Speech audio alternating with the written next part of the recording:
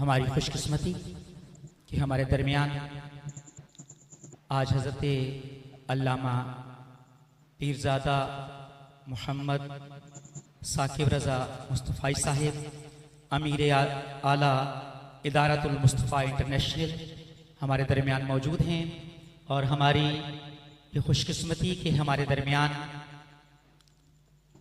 ہمارے مہمان خصوصی محترم المقام جناب منیر نیپر صاحب MD AA فیکٹری آپ تشریف لائے۔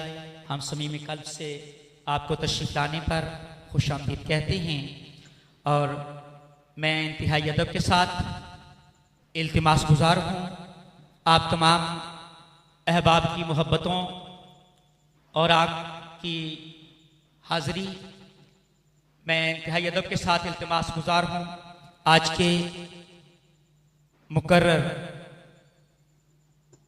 عالم اسلام کی جانی پہچانی شخصیت محترم المقام حضرت علامہ پیرزادہ محمد ثاقب رضا مصطفی صاحب امیر اعلیٰ ادارۃ المصطفیٰ انٹرنیشنل، ان کی خدمت عالیہ میں التماس گزار ہوں آئیں اور مواضع حسنہ سے ہمارے قلوب و اذہان کو منور فرمائیں۔ محترم المقام محمد ثاقب رضا مصطفی صاحب۔ السلام علیکم ورحمۃ اللہ وبرکاتہ۔ الحمد لولیہ والصلاة والسلام علی نبی وآلہ وصحبہ وبارک وسلم۔ تمام حمد و ثنا، تعریف و توصیف اللہ جل مجدہ الکریم کی ذات بابرکات کے لیے، جو خالق کائنات بھی ہے اور مالک شش جہات بھی۔ اللہ جل وعلا کی حمد و ثنا کے بعد رسول رحمت، شفیع معظم، نبی محتشم، حضور ختمی المرتبت صلی اللہ علیہ وآلہ وسلم کے حضور ناز میں اپنی عقیدتوں، ارادتوں اور محبتوں کا خراج پیش کرنے کے بعد واجب الاحترام عالی مرتبت مہمان ذی وقار، عزت اور وقار کی مسند پہ براجماں ہمارے محترم اور ذی وقار علماء کرام، سیرت کمیٹی کے جملہ ممبران، صدر کمیٹی اور ناظم اعلیٰ عالی مرتبت سامعین حاضرین، آج میں اور آپ اپنے آقا و مولا حضور ختمی المرتبت صلی اللہ علیہ وآلہ وسلم کے حضور میں اپنی عقیدتوں اور محبتوں کا خراج پیش کرنے کے لیے یہاں جمع ہوئے ہیں۔ وقت کافی ہو گیا اور مجھے کہا گیا کہ آپ تھوڑی تفصیل سے گفتگو کر لیجئے گا، 1 سال کے بعد آپ آئے ہیں، تو اس میں مجھے آپ کا اتنا تعاون چاہیے ہوگا کہ آپ پورے انہماک سے اور خاموشی سے میری گفتگو کو سنتے رہیے گا۔ میں زیادہ طویل پھر بھی نہیں کروں گا، لیکن جو میرے ذہن میں یہ چل رہا تھا کہ مختصر گفتگو ہو، اس کو تھوڑا سا تفصیل کے ساتھ آپ کے سامنے رکھنے کی کوشش کروں گا۔ اللہ میری زبان پر کلمت الحق جاری فرمائے۔ موسم میلاد کا ہے اور میں اور آپ اپنے آقا و مولا کے حضور اپنی عقیدتوں کا خراج پیش کرنے کے لیے یہاں جمع ہوئے ہیں۔ جتنا ذکر میرے حضور کا ہو رہا ہے کبھی کسی کا ہوا نہیں، کان جدھر لگائیے تیری ہی داستاں ہے۔ صدیاں قبل حضور اس دنیا پہ جلوہ گر ہوئے تھے، لیکن ماحول کی شگفتگیاں بتاتی ہیں جیسے کوئی کل ہی گزر کے گیا ہو۔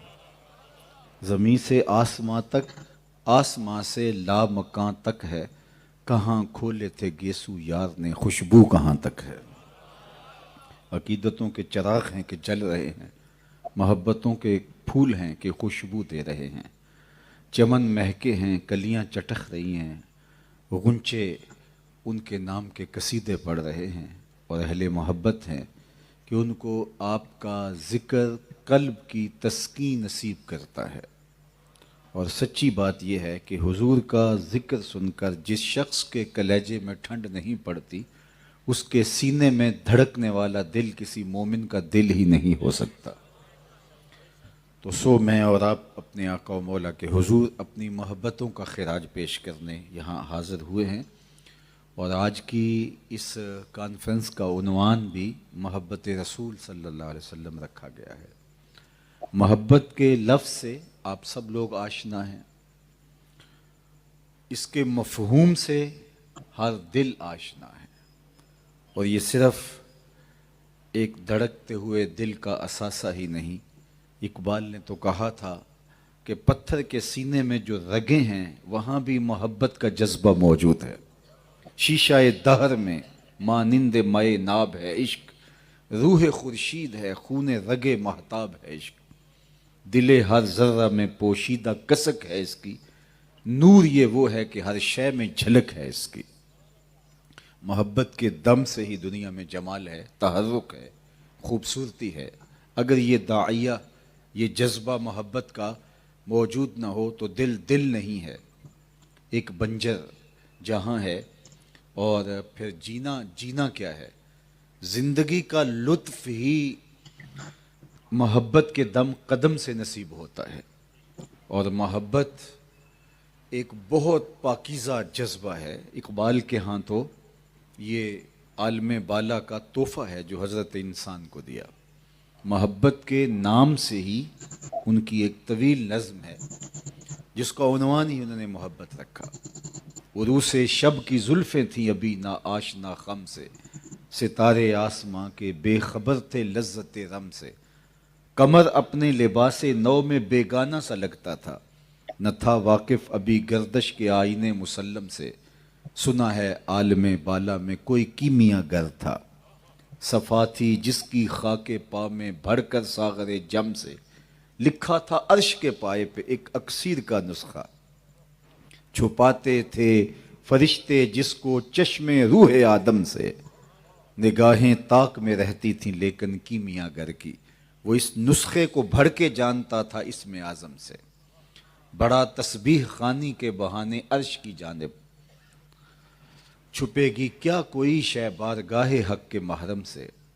اب ذرا اس کے اجزاء دیکھیے، محبت کا خمیر کہاں کہاں سے اٹھایا گیا، پھر آیا فکر اجزاء نے اسے میدان امکا میں، چھپے گی کیا کوئی شے بارگاہ حق کے محرم سے، چمک بجلی سے مانگی چاند سے داغ جگر مانگا، حرارت لی نفس ہائے مسیح ابن مریم سے، ذرا سی پھر ربوبیت سے شان بے نیازی لی، ملک سے عاجزی افتادگی تقدیر شبنم سے، پھر ان اجزاء کو گھولا چشمہ حیواں کے پانی میں، مرکب نے محبت نام پایا عرش اعظم سے، محوس نے یہ پانی پھر ہستی نوخیز پہ چھڑکا، گرا کھولی ہنر نے اس کی گویا کار عالم سے، ہوئی جنبش ایاں ذروں نے لطف خواب کو چھوڑا، گلے ملنے لگے اٹھ اٹھ کے اپنے اپنے ہم دم سے، خرام ناز پایا آفتابوں نے ستاروں نے، چٹخ غنچوں نے پائی داغ پائے لالا زاروں نے۔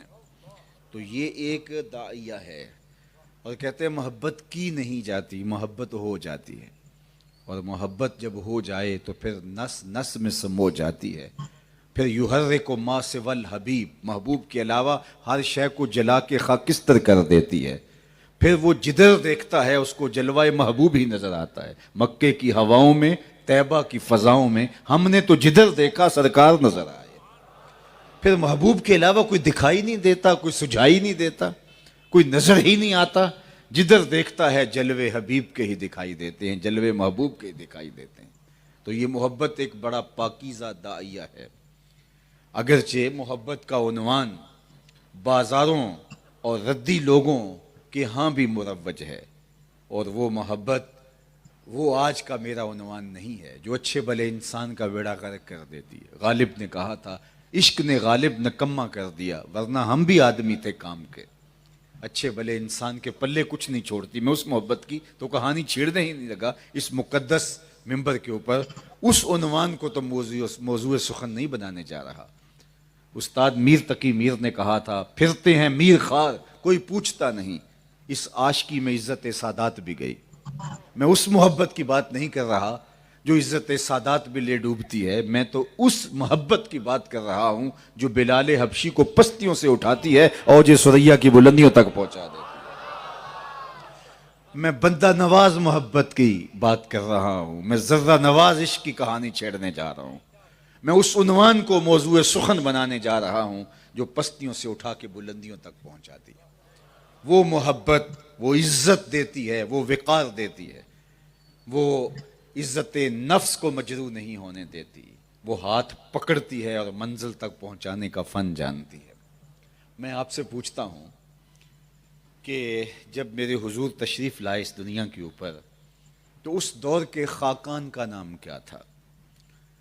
میں سمجھتا ہوں کہ یہ جو واکنٹ کے باسی ہیں یہ میرے وطن کا باشعور طبقہ ہے اور ملک کے گوشوں اور کونوں کونوں سے آ کے یہاں آباد ہوئے ہیں، لیکن اس باشعور مجمع سے بھی میرا یہ سوال شاید تشنہ جواب رہ جائے کہ جب میرے حضور تشریف لائے تھے تو اس دور کے خاقان کا نام کیا تھا؟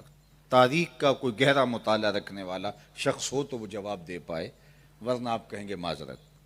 چلو میں پوچھتا ہوں، جب حضور تشریف لائے تھے اس دور کے کیسر کا نام کیا تھا؟ اس دور کی سپر طاقت کا حکمران، اس دور کا جو بائیڈن کہہ لیجئے، لیکن شاید انگلیوں پہ بھی لوگ نہ گنے جا سکے جو اس کا مجھے جواب دے سکے۔ اچھا میں پوچھتا ہوں کہ اس دور کے کسرا کا نام کیا تھا؟ اس دور کی دوسری بڑی سپر طاقت، 3150 سال تک ایران کے تخت پہ براجماں رہنے والی دنیا کی وہ بہت بڑی طاقت، اس کے حکمران کا نام، کسرا ایران کا نام کیا تھا؟ شاید یہ بھی چند لوگ بتائیں، اور آپ کہیں گے ہم آپ سے کیا پوچھے جا رہے ہیں، ہمیں مصیبت کیا پڑی ہے ان کے نام یاد رکھنے کی؟ تو یار اس دور کے خاقان کا نام کسی کو نہیں آتا۔ کسرا کا نام زمانہ بھول گیا، کیسر کا نام زمانے نے گلدستہ طاق نسیہ بنا دیا، اور میں اس مجلس میں موجود سب سے کم عمر بچہ ڈھونڈ کے پوچھوں کہ میرے حضور کے مؤذن کا نام کیا تھا، تو وہ سر اٹھا کے بلال حبشی کا نام لے گا یا نہیں لے گا؟ تو اقبال یہاں تڑپ اٹھتے ہیں، اقبال یہ کس کے عشق کا فیض عام ہے؟ رومی فنا ہوا حبشی کو دوام ہے۔ روم کا شہنشاہ زمانہ اس کا نام بھی نہیں جانتا، لیکن حبشی کو دوام ہے۔ ہونٹ موٹے تھے، رنگ کالا تھا، لیکن تھا کرموں والا۔ بخت کا سکندر نکلا، حضور کی غلامی، حضور کی نوکری نصیب ہوئی۔ اقبال نے کہا ازاں ازل سے تیرے عشق کا ترانہ بنی، نماز تو اس کی دید کا ایک بہانہ بنی، ادائے دید سراپا نیاز تھی تیری، کسی کو دیکھتے رہنا نماز تھی تیری۔ جس کو آقا جوتوں کو چھونے نہیں دیتا تھا کہ میرے اذن کے بغیر اگر میرے جوتے بھی چھوئے تو اس پہ بھی کوڑے ماروں گا۔ دنیا کی نظروں میں یہ اوقات تھی، لیکن جب عشق ہوا نا حضور سے تو پھر عزت اور مرتبہ یہ ہوا کہ معراج سے حضور پلٹ کے آئے اور کہا بلال کون سا نیک عمل کرتا ہے، جنت میں تیرے قدموں کی آہٹ سن۔ اللہ اکبر۔ کہتے جنت کی جو سردار حوراں تھی، حوروں کی سردار تھی، اس نے کہا کہ آپ میرے لیے آئے ہیں تو کیا تحفہ لائے ہیں؟ تو اس نے کہا یہ حضور سے تحفہ طلب کیا، تو کہا جا تجھے بلال دیا۔ اللہ اکبر۔ واپس آئے تو کہا کہ میں یوں بات کی ہے، تو اللہ اکبر، تو کہا حضور یہ تپتے ہوئے ریت پہ اس لیے تو نہیں لیٹا کہ مجھے حوروں کی سردار چاہیے، میں تو آپ کی نگاہ شفقت کا طالب ہوں۔ اللہ اکبر۔ تو وہ عشق جو نکمہ کر دیتا ہے، اور آپ بے وفائی کا داغ لیے گلی گلی شور کر رہے ہوتے ہیں کہ میرے ساتھ بے وفائی ہوگی، دھوکہ ہو گیا۔ میں سفر پہ تھا تو گاڑیوں کے پیچھے مختلف جملے لکھے ہوتے ہیں، تو ایک جملہ لکھا ہوتا ہے صنم بے وفا۔ تو میں نے دوستوں سے کہا کہ یہ کیا لکھا ہے؟ تو کہا جناب آپ بتائیے۔ میں نے کہا یہ تحریری احتجاج ہے، کسی نے کسی سے پیار کیا ہوگا لیکن اب صدمے میں ڈوبا ہوا ہے اور اپنی بھڑاس نکال رہا ہے اور یوں گاڑی کے پیچھے لکھوا کر کے، یہ تحریری احتجاج ہے۔ میں نے کہا صاحب تو نے پیار ہی اس سے کیا جس نے دھوکہ کر دیا، آ میں تجھے اس چوکھٹ پہ لے چلوں جو ہاتھ پکڑتے ہیں تو حشر کے دن بھی نہیں چھوڑتے۔ لجپال پریت نو توڑ دے نہیں، جدی باں پھڑ دے پھر چھوڑ دے نہیں۔ یہ ذرہ نواز عشق ہے، یہ بندہ نواز عشق ہے، یہ پستیوں سے اٹھا کے اوج ثریا کی بلندیوں تک لے جاتا ہے۔ اور میں آپ کو بتاؤں کہ دنیا کی جو محبتیں ہیں، جس کا جو میرا عنوان نہیں ہے، لیکن تعرف الاشیاء بازدادها، چیزیں ضدوں سے پہچانی جاتی ہیں، روشنی کا تعارف کروانے کے لیے اندھیرے کی بات کرنی پڑتی ہے۔ اس لیے میں اس عنوان کو تھوڑا سا اس پیرائے میں آپ کے سامنے رکھ رہا ہوں کہ دنیا کی محبتیں انسانوں کو تقسیم کرتی ہیں۔ ایک کے دو چاہنے والے آپس میں رقیب ہوتے ہیں، وہ کہتا ہے میرا محبوب ہے، تم نے کیوں دیکھا، لڑائی کی نوبت آئی، حتیٰ کہ ایک دوسرے کو مارنے پر وہ آمادہ ہو گئے، قتل و غارت کا بازار گرم ہوا۔ کیوں؟ اس لیے کہ حسن ہی اتنا محدود ہے، اتنا تھوڑا ہے کہ دوسرا آیا نہیں تو لڑائی ہوئی نہیں۔ دنیا کی محبتیں تقسیم کرتی ہیں، رقیب پیدا کرتی ہیں، لیکن میرے حضور کی محبت حبیب پیدا کرتی ہے۔ وہاں ایک کے دو چاہنے والے آپس میں رقیب ہوتے ہیں، یہاں ایک کے کروڑوں اربوں چاہنے والے آپس میں حبیب ہوتے ہیں۔ مجھے بتائیے میرا اور آپ کا کیا رشتہ ہے، کیا ربط ہے، کیا تعلق ہے، کیا کاروباری سانجھ ہے، کیا نسبی واسطہ ہے؟ لیکن آپ کی آنکھوں کی پتلیوں پر میرے لیے جو محبت چمک رہی ہے، آپ کی پیشانیوں پر جو میرے نام کا پیار لکھا ہے، اور میرے دل میں آپ کے لیے جذبات کی ایک کائنات ہے، یہ کہاں سے آئی؟ تو اقبال کہتا ہے کہ اصل یہ ساری محبت حضور کے نام کی ہے۔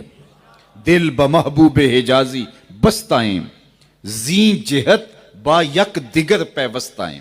ہم ایک دوسرے کے ساتھ جو جڑے ہیں، یہ جو وحدت بنی ہے امت کی، کوئی عرب کا، کوئی عجم کا، کوئی ہندوستان کا رہنے والا، کوئی صہیب روم سے آئے، بلال حبشے سے آئے، سلمان فارس سے آئے، ابو بکر رضی اللہ تعالیٰ عنہ مکے کے تھے، حضرت سعد مدینے کے تھے، لیکن یوں جڑے، دل بمحبوب حجازی بستائیں، زیں جہت با یک دیگر پیوستائیں۔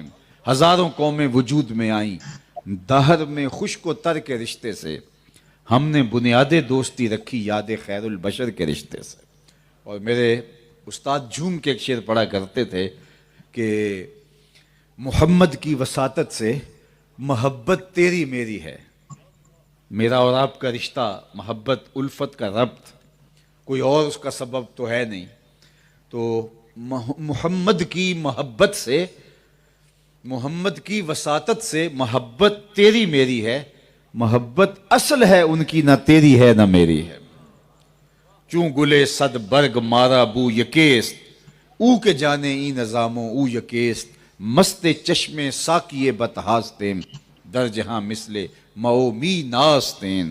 حضور کے نام سے آج ہم ایک قوم بن گئے ہیں اور وحدت کی لڑی میں پروئے گئے ہیں۔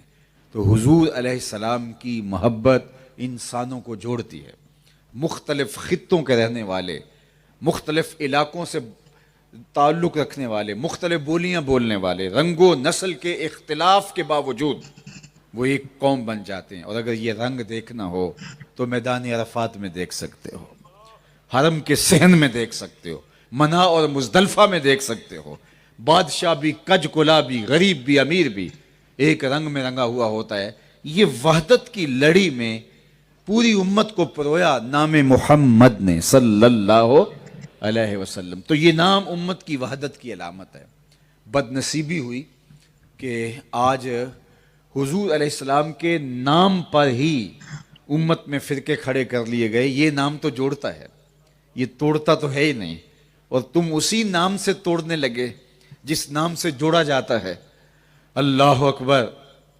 کیا خوبصورت بات کہی حضرت اقبال نے۔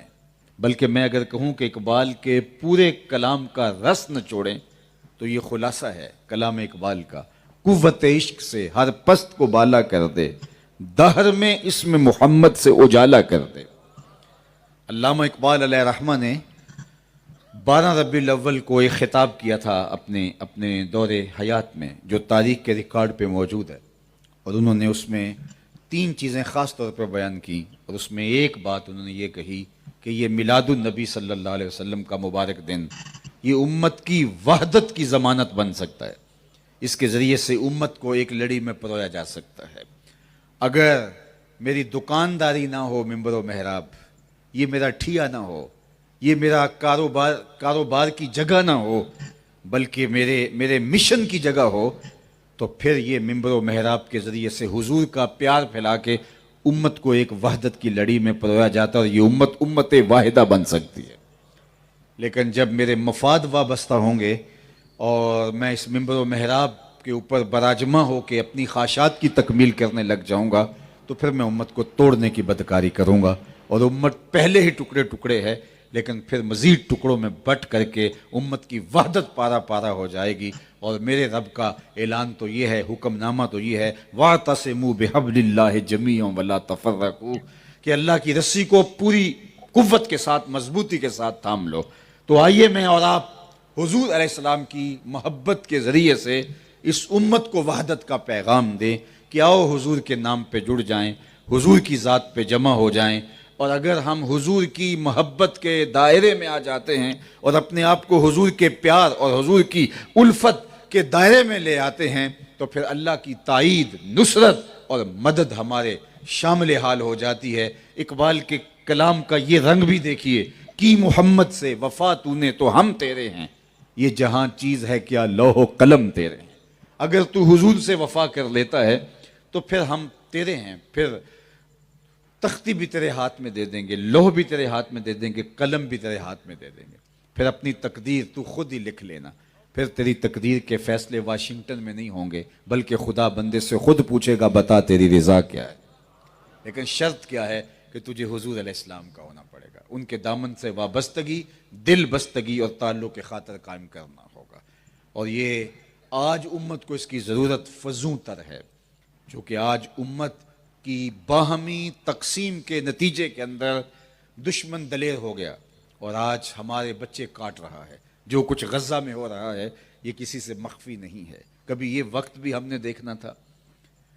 اس وقت دنیا کے اوپر 56-57 اسلامی ریاستیں موجود ہیں جو بڑی بھاری بھرکم افواج اور جوہری توانائی کی حامل بھی ہیں، لیکن ایک سموسے کے برابر چھوٹا سا ٹکڑا زمین کا اسرائیل، اور وہ امت مسلمہ کے پرخچے اڑا رہا ہے اور پوری دنیا ان کی پشت پہ کھڑی ہے. اور 56-57 اسلامی ملک ان کے خلاف بات کرتے ہوئے بھی لفظوں کو ترتیب دیتے ہوئے احتیاط کر رہے ہوتے ہیں کہ کسی کے تیور نہ بدل جائیں اور کسی کے چہرے کے اوپر ناراضگی کے آثار نہ آ جائیں. اور دنیا کے اوپر 1 ارب 60-70 کروڑ مسلمان بستے ہیں اور ہماری یہ ذلت و رسوائی کا عالم ہے. اور ایک زمانہ تھا ہم 313 تھے صرف، اور کفر کو ناکوں چنے چبوائے تھے. وہب بن عمیر یہ جاسوس تھا ابو جہل کا، اس نے کہا جاؤ دیکھ کر کے آؤ مسلمانوں کی تعداد کتنی ہے. تو وہ واپس آ کے رپورٹ دیتا ہے 3 اونٹ کھا سکتے ہیں، یعنی 300 سے کچھ اوپر یا کچھ کم ہے. تو ابو جہل تو تکبر اور رعونت میں پھول گیا اور اس نے سنادید قریش کو طلب کیا. کہا میں پہلے ہی کہتا تھا 360 خداؤں کا ایک خدا مقابلے کیسے کر سکتا ہے. صبح لڑائی کی نوبت نہیں آنی، رسیاں کٹھی کرو، ہم ان کو پکڑتے جائیں گے، جکڑتے جائیں گے، ان کی مشکیں کسیں گے اور ان کو جا کے حرم کے آس پاس دیواروں کے ساتھ باندھ دیں گے، دنیا کو دکھائیں گے یہ نیا دین لے کر آئے تھے. اور بڑے تکبر اور رعونت کے ساتھ یہ بات کر رہا تھا. وہب بن عمیر جو مسلمانوں کو دیکھ کر آیا تھا، تعداد تو تھوڑی ہے لیکن اس نے جذبے بھی اپنی کھلی آنکھوں سے دیکھے تھے. اس نے کہا میری بات سن لو، تم کہتے ہو رسیاں کٹھی کرو، میری مشاورت یہ ہے کہ رات کی تاریکی میں بھاگ سکتے ہو تو بھاگ جاؤ. اس قوم سے لڑنا تمہارے بس کا روگ نہیں جو مرنے کے لیے آئی ہے. اس کے لفظ سنیے، سیرت کی سب سے پہلی کتاب ابن حشام میں یہ لفظ موجود ہیں، وَلَٰكِنْ رَأَيْتُ يَا مَعْشَرَ قُرَيْشَ البلایا تحمل المنایا. اے قریش کے سرداروں، میں ان کھلی آنکھوں سے دیکھ کے آیا ہوں یثرب کی اونٹنی اپنی پشتوں پہ موتیں اٹھا لائی ہیں، اور تم کہتے ہو رسیاں کٹھی کرو. میں ان کو زخمی سانپوں کی طرح پیچ و تاب کھاتے ہوئے دیکھا ہے، اور کل ان میں سے جب تک تم میں سے ایک کو وہ ایک لڑ نہیں جاتا اتنی دیر تک جان نہیں دے گا. اور اتنے بندے اگر تمہارے مر جائیں تو افسوس ہے. تم کہتے ہو رسیاں کٹھی کرو، میرا مشورہ یہ ہے کہ بھاگ سکتے ہو تو بھاگ جاؤ. اگلے دن عظیمت کی جو انوکھی داستانیں اہل ایمان نے رقم کی، میرے رب نے بھی اس کو یوم فرقان کہہ کے پکارا. یہ 313 تھے ہم، اور آج 1 ارب 60-70 کروڑ روپے، 1 ارب 60-70 کروڑ انسان جو ہے وہ اسلام کا قلادہ اپنے गले में डाल करके ज़िल्लत और रसवाई की ज़िंदगी गुजारने पे मजबूर हैं। कब ऐसा भी हो सकता है? अल्लाह के महबूब मुखबिर सादिक हुजूर ख़त्मुल मरतबत सल्लल्लाहु अलैहि वसल्लम ने इसकी पहली खबर दी थी। फरमाया कुर्ब क़यामत में कुफ़ार तुम्हारे ऊपर यूँ टूट पड़ेंगे जिस तरह खाने की प्लेट पर भूखे टूट पड़ते हैं। तो सहाबा ने अर्ज़ की, या रसूल अल्लाह, हमारे माँ बाप आप पर कुर्बान हों, क्या उस वक्त हम थोड़े होंगे? फरमाया नहीं, उस वक्त तुम बहुत ज़्यादा होगे, लेकिन समुद्र की झाग की तरह होगे। दुश्मनों के दिल में तुम्हारा कोई रौब नहीं होगा। अर्ज़ की, हुज़ूर ये कैसे होगा? फरमाया तुम्हें एक मर्ज़ लाहिक हो जाएगा, उस वजह से तुम्हारा ये हाल होगा कि दुश्मन तुम्हारी परवाह भी नहीं करेगा और ना तुम्हारा डर और खौफ उनके सीने में होगा। उस मर्ज़ का नाम हुज़ूर ने फरमाया अल वहन, तुम वहन के मर्ज़ में मुब्तला हो जाओगे। मल वहन या रसूल अल्लाह सल्लल्लाहु अलैहि वसल्लम। सहाबा ने अर्ज़ की, या रसूल अल्लाह वहन क्या है? अल्लाह अकबर। तो फरमाया हुब्बुद दुनिया व कराहियतुल मौत। वहन की तारीफ फरमाई, दुनिया की मोहब्बत और मौत का डर। काफिर की मौत से भी डरता है जिसका दिल, उसे कौन कहता है मोमिन की मौत मर। तो आज 1 अरब 60-70 करोड़ मुसलमान खानमा बर्बाद हैं और वो चंद लोग पूरी उम्मत का कुफारा अदा कर रहे हैं। क़यामत तक अल्लाह के दीन ने गालिब रहना है और चाहे बहुत थोड़े लोग हों, वो जबर के ख़िलाफ़, जुल्म के ख़िलाफ़, नाइंसाफ़ी के ख़िलाफ़ डटे रहेंगे। और इंशाअल्लाह वो वक्त आने वाला है कि झंडा मेरे हुजूर के नाम का ऊंचा होगा। फरमाया अक्सा के दरवाजे पर लोग हक के लिए, सच्चाई के लिए, दीन की सरबुलंदी के लिए लड़ते रहेंगे। हज़रत इमाम महदी उनके पास आएंगे, हमारे बंगलों में नहीं आएंगे, हमारे आलीशान महल्लात में नहीं आएंगे। इमाम महदी उन लोगों के पास आएंगे जो अक्सा की हुर्मत के लिए लड़ रहे हैं, जो अल्लाह के दीन को सरबुलंद करने के लिए लड़ रहे हैं, जो कलेमातुल्लाह को सरबुलंद करने के लिए, अल्लाह के परचम गोंचा करने के लिए लड़ रहे हैं। हज़रत इमाम महदी उनके पास आएंगे और हज़रत ईसा भी फिर उन्हीं के पास आएंगे। अल्लाह अकबर। मेरे और आपके आका मौला ये बयान करते हुए खुश हो जाते हैं और आपका चेहरा तमतमा उठता है। फरमाया वो कैसा वक्त होगा जब ईसा इब्ने मरियम आएंगे और इमाम तुमसे होगा। फजर की नमाज की सफ़ें सीधी की जा चुकी होंगी कि आप दिमश्क की जामिया मस्जिद के शर्की मीनार से उतरेंगे और आपको दावत दी जाएगी। ताज़ा वज़ू के आसार आपके चेहरे से हवेदा होंगे। कहा जाएगा आप आइए मुसल्ले पे, मुसल्ला खाली है। लेकिन हज़रत ईसा कहेंगे नहीं, इमाम महदी को आगे करेंगे। तो आका करीम फरमाया वो कैसा दिन होगा जब ईसा इब्ने मरियम आएंगे लेकिन इमाम तुमसे होगा। हज़रत ईसा आके अपनी शरीयत की तनफीज़ नहीं करेंगे, फतवा मेरे हुजूर की शरीयत के मुताबिक देंगे। फिर वो उन मुजाहिदों के पास, उम्मत 3 गिरोहों में बढ़ चुकी होगी, 3 गिरोहों में उम्मत तकसीम हो चुकी होगी। एक वो जो काट दिए गए होंगे, एक वो कि जो राह फरार इख्तियार कर चुके होंगे, जो मंतके तराश रहे होंगे, फलसफे भगा रहे होंगे, ताकतों के मुकाबले में नहीं खड़ा हुआ जा सकता। नहीं नहीं मियाँ, ये शीशनाग फंकार रहा है, हम लड़ने की सकत नहीं रखते। वो आफियत का गोशा इख्तियार कर चुके होंगे। और तीसरा गिरोह है जो अक्सा के दरवाज़ों पे खड़ा होकर लड़ रहा होगा, पूरी कुव्वत के साथ मैदान अमल में मौजूद होगा। हज़रत ईसा उनके पास आएंगे और कहेंगे बताओ क्या करना है। हज़रत ईसा के अनफास की महक से दज्जाल यूं पिघलेगा जैसे पानी में नमक पिघलता है। तो बताएं आप। हज़रत ईसा उनको पेशकश करेंगे, मैं बद्दुआ करता हूँ और ये बर्बाद हो जाते हैं, और या फिर हम इनके मुकाबले में लड़ते हैं, अल्लाह हमें फतह देगा। तो वो कहेंगे हम लड़ के मैदान जीतेंगे। और फिर अल्लाह ताला जल्ला शानहू की मदद से मकाम लुद पे दज्जाल मारा जाएगा, भागता हुआ, फरार होता हुआ वो मारा जाएगा और अल्लाह इस्लाम के झंडे को ऊंचा करेगा। और इरशाद फरमाया मेरे हुजूर ने, सुनिए, आज गज़्ज़ा के इन मजलूमों के साथ दुनिया की कोई ताकत नहीं खड़ी, लेकिन शर्मिंदा ये लोग होंगे जो नहीं खड़े। लेकिन सुनो मेरे हुजूर का फरमान, मेरे माँ बाप हुजूर के नाम पे कुर्बान। आका करीम अलैहिस्सलाम ने फरमाया कि पत्थर, गारे और मट्टी का बना हुआ कोई घर, चमड़े और ऊन का बना हुआ कोई खेमा ऐसा नहीं रहेगा जहां कलिमतुल इस्लाम दाखिल नहीं होगा। इसका तर्जुमा मैं यूं किया करता हूं कि शरक से लेकर गरब तक, शमाल से लेकर जनूब तक, अल्लाह अकबर, हर घर की छत के ऊपर झंडा मेरे हुजूर के नाम का होगा और इस्लाम का परचम लहराएगा। اور حضرت عیسیٰ علیہ السلام شادی کریں گے، پھر آپ کی اولاد ہوگی. یہ سارا کام مکمل کرنے کے بعد حضور کے روضہ انور پہ جائیں گے. اللہ اکبر. جب کام دیا جاتا ہے کسی کو تو پھر کام کی تکمیل کے بعد وہ اپنے کمانڈر کے پاس آتا ہے کہ سر یہ کام ہو گیا. تو حضرت عیسیٰ دین کے غلبے کے بعد حضور کے روضہ انور پہ جائیں گے. آقا کریم نے فرمایا والذی نفسی بیدہ لینزلن عیسی ابن مریم ثم لئن قام علی قبری فیقول یا محمد لاجیبنہ. فرما مجھے قسم ہے اس رب کی جس کے قبضے میں میری جان ہے، حضرت عیسیٰ میرے روضے پہ آئیں گے، میری قبر پہ آئیں گے، اور پھر وہ مجھے یا محمد کہہ کے ندا کریں گے، میں قبر سے جواب دوں گا. گنبد خضرا میں خالی جگہ موجود ہے، تبھی آپ کا وصال ہوگا حضرت عیسیٰ کا، اور حضور کے قدموں میں دفن ہوں گے.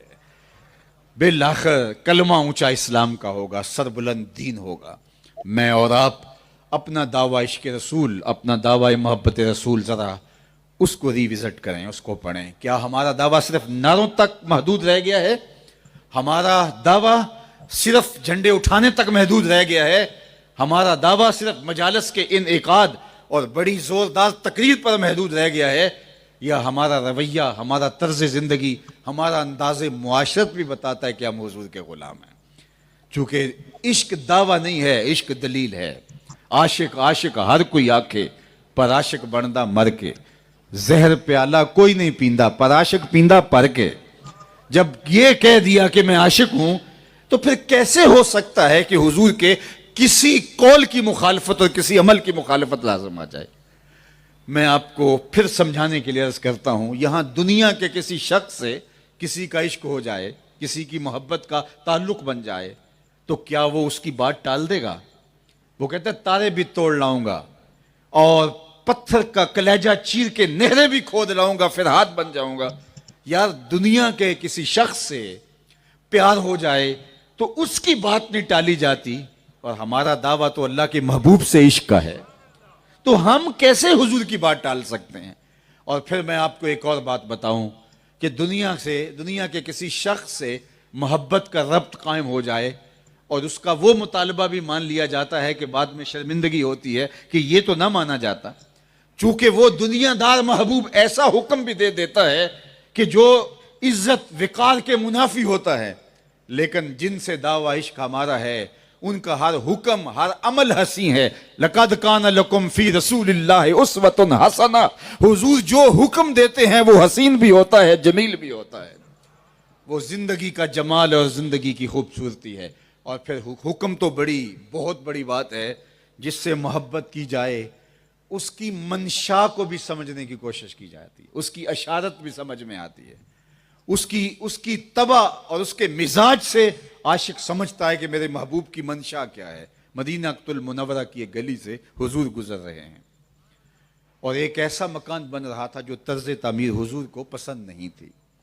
آقا کریم رکے اور پوچھا یہ مکان کس کا ہے؟ لوگوں نے کہا فلاں انصاری کا. آقا کریم گزر کے کچھ نہیں کہا. کسی نے جا کے اس انصاری صحابی کو بتایا حضور گزرے تھے، تیرا مکان دیکھا تھا، چہرے پہ پسندیدگی کے آثار نہیں تھے، شاید حضور کو پسند نہیں تھا. تو اس نے کدال لیا، اس مکان کو زمین بوس کر دیا. 2-4 دن کے بعد آقا کریم کا پھر گزران ہوا تو ملبے کا ڈھیر پڑا ہوا تھا. تو فرمایا اس صحابی کو بلایا گیا. کہا میں گزرا تھا، تیرا مکان تھا، آج ملبے کا ڈھیر دیکھ رہا ہوں، کیا ہوا؟ عرض کی حضور میں نے گرا دیا. فرمایا کیوں؟ عرض کی سنا تھا آپ کو پسند نہیں، سنا تھا آپ کو پسند نہیں. میں سر سے لے کر پاؤں تک دیکھوں میرا کیا کیا حضور کو پسند نہیں. میں عقیقے سے لے کر ولیمے تک دیکھوں میرا کیا کیا حضور کو پسند نہیں. میں نجی زندگی سے لے کر سیاسی انداز اختیار کرنے والے معاملات کو دیکھوں میرا کیا کیا حضور کو پسند نہیں. یار دعویٰ کہہ کر لینا میں عاشق ہوتا ہوں ایسے تو نہیں ہوتا، دعویٰ تو دلیل مانگتا ہے. محبوب کی منشا کیا ہے؟ ایک شخص بحرین سے آئے اور حضور کی خدمت میں انہوں نے سلام پیش کیا تو آقا کریم نے رخ پھیر لیا دوسری جانب. تو بعض کا رش میں میرے ساتھ بھی ہو جاتا ہے، آپ کے ساتھ بھی ہوتا ہوگا کہ کوئی ادھر سے مل رہا ہے کوئی ادھر سے مل رہا ہے تو کسی کی طرف توجہ نہیں ہو پاتی. تو بعض لوگ دل پہ بھی لے لیتے ہیں کہ التفات نہیں کیا، حالانکہ وہ رش کی وجہ سے ہوتا ہے. لیکن سمجھدار لوگ ان نزاکتوں کو جانتے ہیں تو حضور نے رخ پھیرا تو انہوں نے یہ گمان کیا شاید حضور نے اتفاقاً رخ یوں موڑ لیا، تو وہ ادھر سے آ کے حضور کو پھر سلام کرتے ہیں۔ آقا کریم نے پھر رخ موڑ لیا۔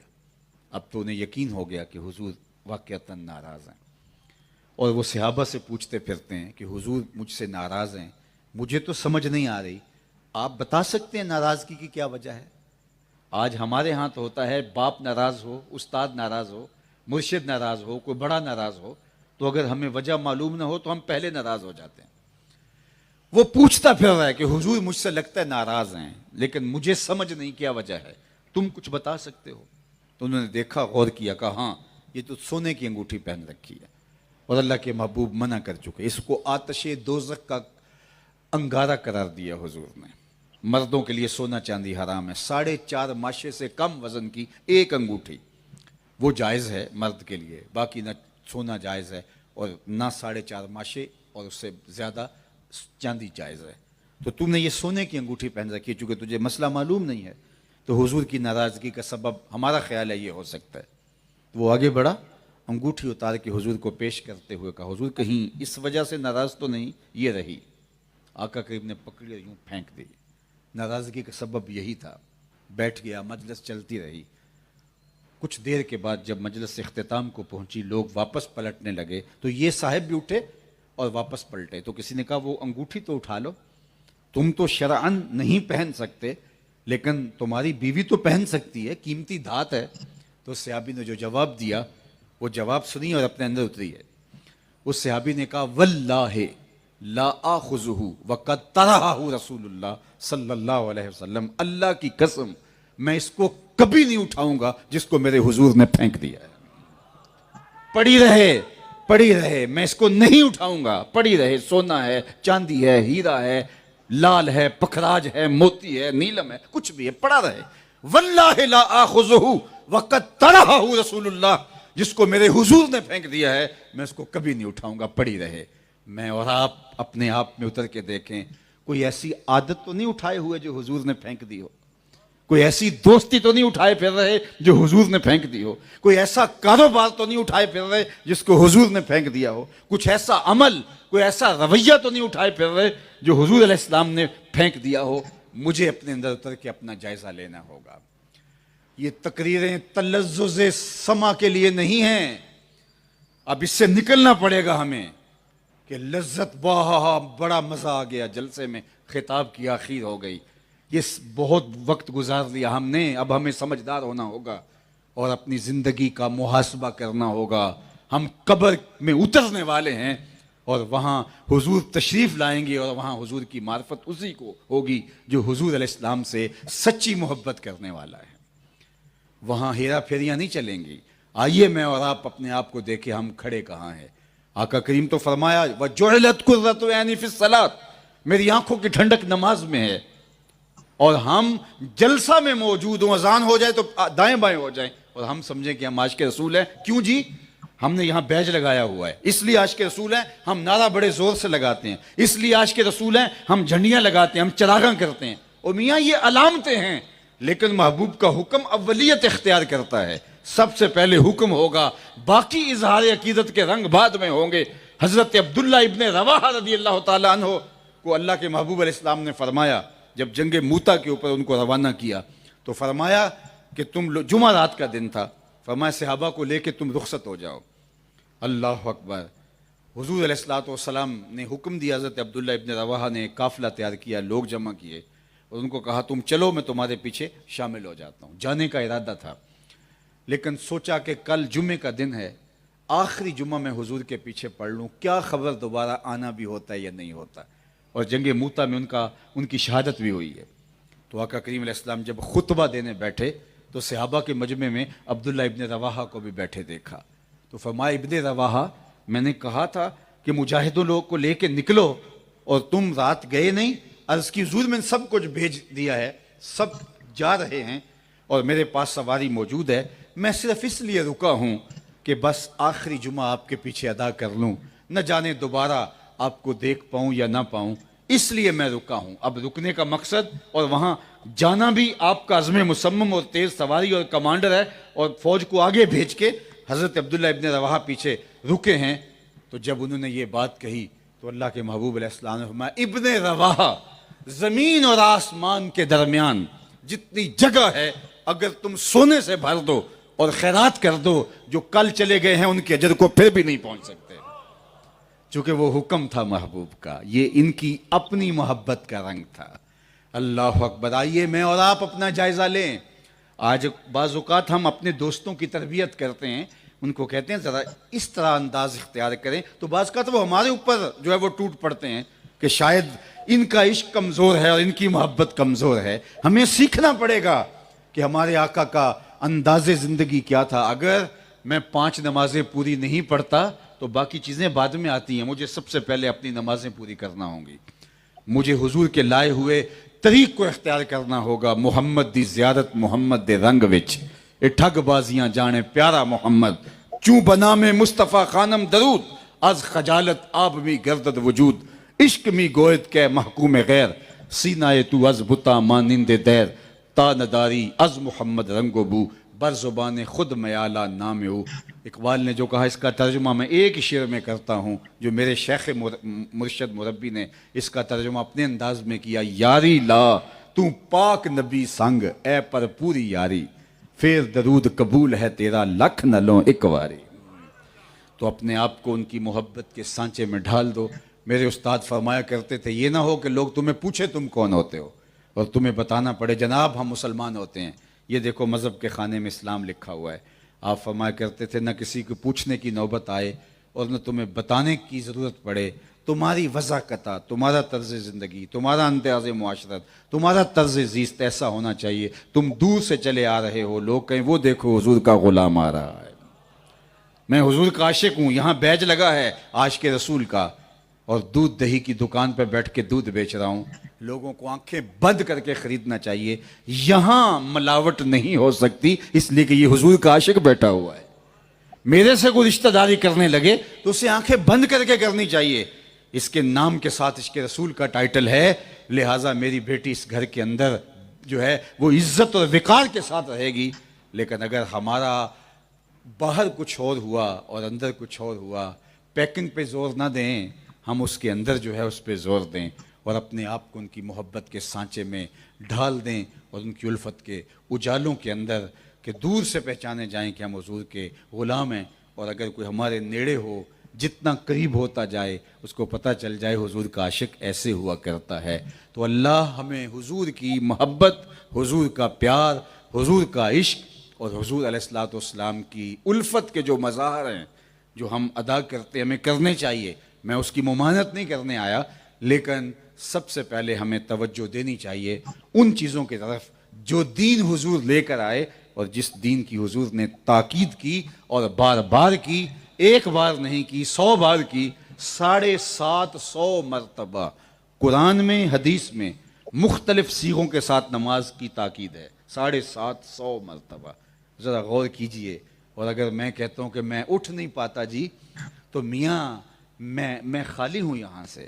میرے والد گرامی سے کسی نے پوچھا کہ جناب میں نماز پڑھنا چاہتا ہوں، جاگ نہیں آتی۔ فرمانے لگے ارادہ ہو تو نیند نہیں آتی، تم کہتے ہو جاگ نہیں آتی، ارادہ پختہ ہو تو نیند نہیں آتی۔ صبح سبزی منڈی جانا ہو تو جاگ آ جاتی، صبح کچہریوں میں تاریخ ہو تو جاگ آ جاتی ہے، رب کی بارگاہ میں جانے کے لیے تجھے جاگ نہیں آتی۔ کہا نہ دھوکہ کرو، نہ فراڈ کرو اپنے آپ سے، اور اپنی سستیوں کو دلیلیں دے کر کے جو ہے وہ صحیح ثابت کرنے کی کوشش نہ کرو، اپنے آپ کو بدلنے کی کوشش کرو اور ظاہر باطن حضور کی محبت کے سانچے میں ڈالو۔ میں آپ کا، سیرت کمیٹی کے جملہ اراکین کا، مہمان خاص کا اور اس مسجد کی انتظامیہ کا، اہالیان واکنٹ کا سب کا شکر گزار ہوں، انہوں نے میرے جیسے شخص کی باتیں سنی۔ چونکہ یہ موسم تو ایسا ہے کہ اچھے سے اچھا پاپولر سے پاپولر خطیب ملتا ہے جو خوش بھی کر دیتا ہے اور سرشار بھی کر دیتا ہے، لیکن میں نے شاید آپ کو کسی مشکل میں نہ ڈال دیا ہو، لیکن بہرحال کہتا ہوں وہی، سمجھتا ہوں جسے حق، نہ ابلۂ مسجد ہوں نہ تہذیب کا فرزند، بات وہی کہتا ہوں سمجھتا ہوں جسے حق، نہ ابلۂ مسجد ہوں نہ تہذیب کا فرزند۔ اللہ آپ سب لوگوں کو میرے سمیت حضور کی سچی محبت کا جمال عطا فرمائے۔ وآخر دعوانا ان الحمد للہ رب العالمین۔ अल्लाहुम्मा सल्लि अला सय्यदिना व मौलाना मुहम्मदिन मादिन अलजूद वल करम व आलिही व सहबिही व बारिक वसल्लम। अल्लाह उठे हुए हाथ कभी खाली ना मोड़ना, फैली हुई झोलियाँ रहमतों से भर देना, बख्त की बहारें नसीब फरमाना, मुकद्दर की ख़ज़ाएँ रुखसत कर देना। जिए तो तेरे लिए, मरें तो तेरे दीन के लिए, ज़िंदगी की आखिरी हिचकी तक तेरे रसूल के वफ़ादार रहें। हर इल्लत से, हर किल्लत से, हर ज़िल्लत से रिहाई दे दे, अपने पाक नबी के दर की गदाई दे दे। अल्लाह, ये हम सब लोग जो दूर व नज़दीक से आए हैं, तेरे महबूब के साथ मोहब्बत का इद्दिआ रखते हैं, दावा रखते हैं, अल्लाह इस दावे को अमल से, दलील से हम आहंग फरमा दे। अल्लाह, हमारी ज़िंदगियाँ हुजूर की सीरत के सांचे में ढाल दे। हमें हुजूर अलैहिस्सलाम के बताए हुए तरीक़ के मुताबिक अपनी ज़िंदगी गुजारने की तौफ़ीक़ात अर्ज़ानी फरमाना। राह दीन पे चलना हमारे लिए आसान कर दे। नफ्स और शैतान के मकर फ़रेब और तलबीसात से बचाना। अल्लाह, आज के इज्तिमा की बरकतें हमारे घरों में वापस पहुँचने से पहले पहले हमारे घरों तक पहुँचा दे। अल्लाह, हमारी औलादों को राह दीन पर शादाब रखना, हमारी औलादों को हुजूर का सच्चा आशिक बनाना। अल्लाह, हमारी औलादों को अहले बैत और सहाबा का सच्चा नौकर बनाना। अल्लाह, हमारी औलादों की पेशानियाँ पंजगाना सजदों से आबाद रखना। अल्लाह, हमारी औलादों की, हमारी नस्लों की अखलाकियात की ज़मानत अल्लाह अपने करम से तू नसीब फरमाना और अपना ख़ास करम फ़ज़ल हमारी ज़िंदगियों में उतार दे। इस आली शान मस्जिद को जो कि सोवरी, मानवी और वसत माब माहौल की ज़ामिन है, अल्लाह इस मस्जिद को क़यामत तक यूं ही आबाद रखना। तेरे महबूब के मीलाद के कसीदे और ज़मज़मे यहाँ गूंजते रहें, हुजूर की नात का नूर फैलता रहे, अल्लाह और उसके रसूल के दीन के पैगाम का इबलाग होता रहे और लोग यहाँ से फैज़याब होते रहें और अतराफ़ व अकनाफ़ आलम के अंदर नूर और उजाले फैलते रहें। तेरी बारगाह में इतने लोगों की तड़पती आमीन के साथ दुआ है, मेरे वतन की खैर फरमा। अल्लाह, मेरे मुल्क को मईशत का जमाल और मुआशरत का हुस्न अता कर दे, साले अक़दार का नूर अता कर दे। अल्लाह, मेरे मुल्क को नेक, साले, पाकीज़ा, अहल, दयानतदार और जुर्रतमंद हर दौर में हुक्मरान अता फरमा और 56-57 इस्लामी मुल्कों को ऐसे ही हुक्मरान अता फरमा जो उम्मत की यगानगत के ज़ामिन बन जाएं और अपने मज़लूम बहन भाइयों के लिए वो जहाँ भी जुल्म और जबर की बाहों में कसे करा रहे हों, उनकी मदद के लिए पहुँच पाएँ। व सल्लल्लाहु तआला अला नबिय्यिल अमीन व अला आलिहि व अस्हाबिहि अजमईन बिरहमतिका या